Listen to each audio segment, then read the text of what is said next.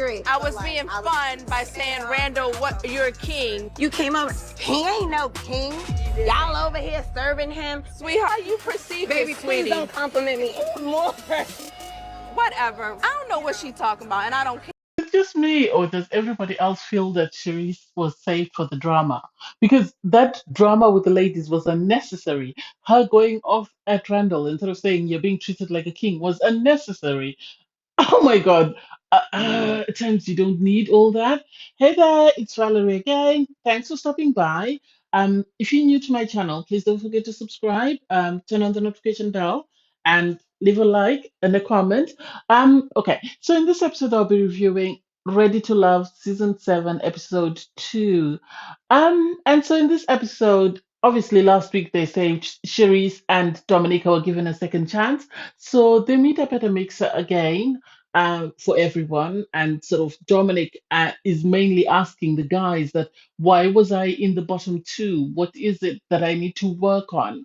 And Charisse was just trying to create an impression with every guy. And it was sad because I felt Charisse was chasing every guy that Shakira was speaking to, more or less, because that's the way it was portrayed. And I think this is what led to the drama once the lady sat down, because I felt it was disrespectful. I understand Charisse was worried that she might be sent home, but there was no need for her to keep coming and sort of kicking someone away. She could have come, sat down, and had a sort of a three-way conversation, and maybe that would have worked in her favor because the guys would have been able to sort of compare the good qualities that she has compared to the other lady. I didn't like it. And then so I was a bit disappointed with LJ and Shakira. We really didn't see much of them. I know we saw them last week, and I was saying, they're my sort of it couple. And sadly, this week we didn't get to see them, and I don't know why. Whether it's just because they've decided to sort of not make it as obvious that who someone is interested in. So I'll review the couples that were there, and we'll see how we go.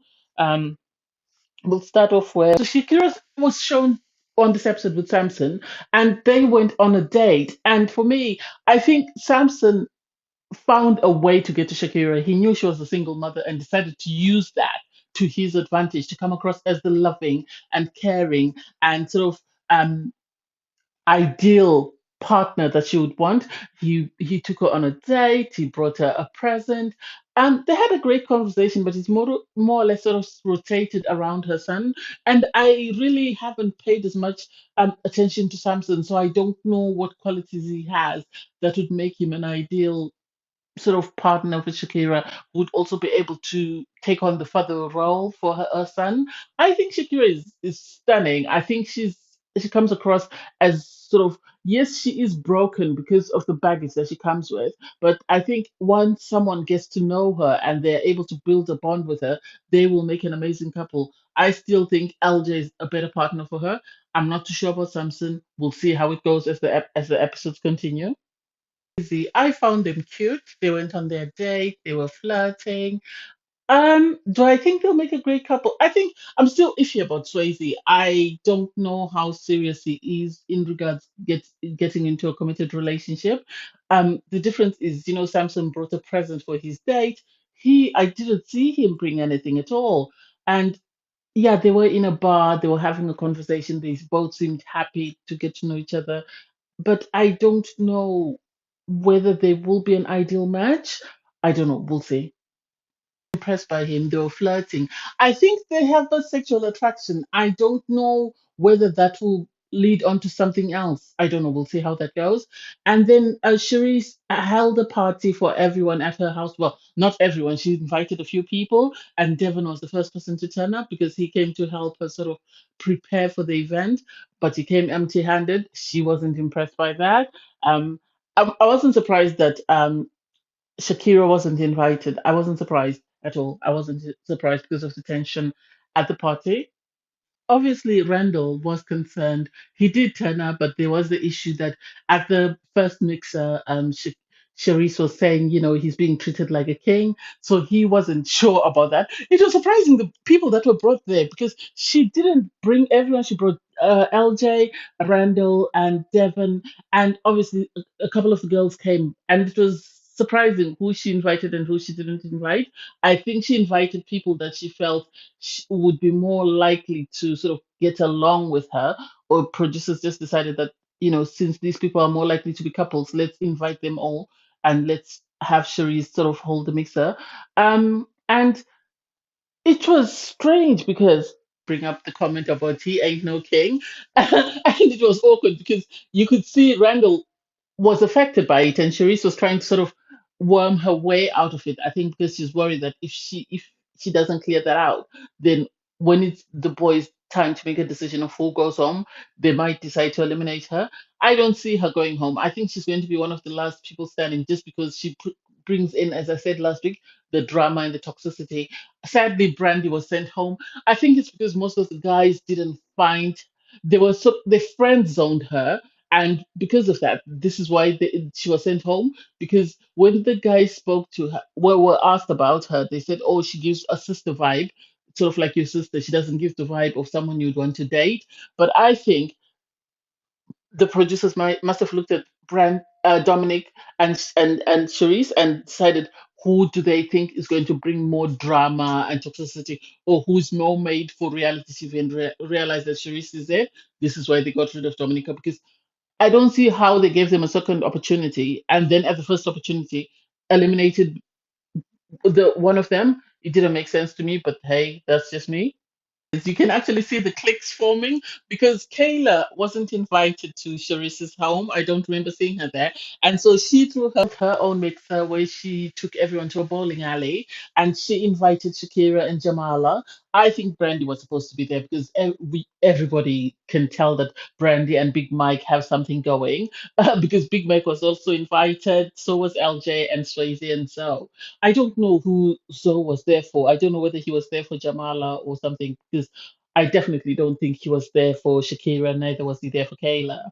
And it was interesting to see because Big Mike, when he arrived, he said, he doesn't want to stick to one person. He just doesn't want to stick to Brandy. I think because you need a couple of people to speak up on your behalf. And so if he sticks to Brandy and suddenly all the guys turn against Brandy, or something happens with his connection with Brandy, then he is lost. So I think this is one of the reasons why he came to the event. Although we barely saw him speak to anyone, I think Brandy and Big Mike are locked in. I think if they can agree on the issue about children, they will make a great couple.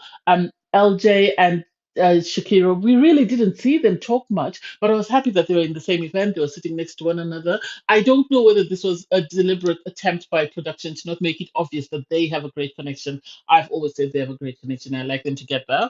And then Kayla, I don't know who she's interested in. I don't know whether it's Swayze or whether it's so. But I don't think it's so. I think it's Swayze. And it was interesting when Kayla decided to sort of have the guys compete, and she sort of said, whoever bowls the highest score will get. I'll give them a surprise present, and so Zoe made the effort and he won and he got a kiss. And Swayze had to do 50 push ups, which really impressed Caleb because she went, "Oh, that's quite impressive." And their atmosphere was way more relaxed as compared to the atmosphere. There was no confrontation or awkward conversations, unlike at Sharice's house where there was the issue about the king and you could tell some people were not happy didn't seem comfortable being there. So that was nice to see. Then Tommy had a conversation with all the girls and sort of asked them, "Who are you not feeling?" And the girls were there is the issue. Brandy really likes Big Mike, but Big Mike has three children. And when the girls had a conversation with Big Mike, it wasn't clear as to whether or not he wants more children. And I think this could be a sticking point for them. April for me, I'm surprised she's still chasing Justice. I think Justice is not it for her. I think she needs to move on to somebody maybe a bit more mature. And sadly, Big Mike is taken. And so I don't know who she'll go after because all most of the guys don't seem like they're ready to love, in my opinion. And the girl said, Big Mike and Devin. And so then um, they were asked to pick who they felt needed to do more work, and they were asked to pick who they felt wasn't ready to love. And I wasn't surprised when the girls picked Devon. Devon was too vain. He was too shallow. That's just my opinion. I might be wrong. He seemed more focused on his appearance and the way production showed him talking about, "Oh, I'm going to be sweaty, this, that, and the other." So I wasn't surprised that the girls decided to send him home. Big Mike went on a date with Brandy. I think Big Mike, yes, he's got his children. I think his youngest was 10 years old at the time of filming. But a 10-year old gap is not that big. Unless he is older. I don't remember how old Big Mike is. So we'll see. We'll see how that goes. Anyway, thanks guys for watching. Please don't forget to like, share, comment, and subscribe. Bye everyone.